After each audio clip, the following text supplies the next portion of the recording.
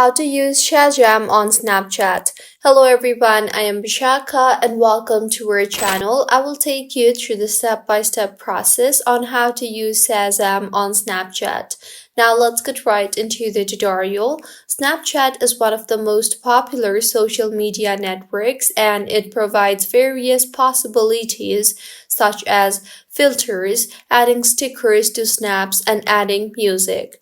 However, not many users know that Snapchat has inbuilt Shazam in it and it can recognize the song playing in your surrounding.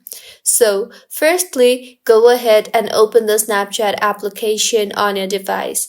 You will be led to the camera. Here, tap hold on the camera and the scanning process will begin. Wait for a while Snapchat Shazam recognizes the song.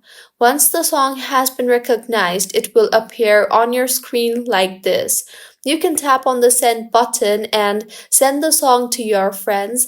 You can tap on the play button and Snapchat will give you the option on which app you want to play the song in and will further open the respective app.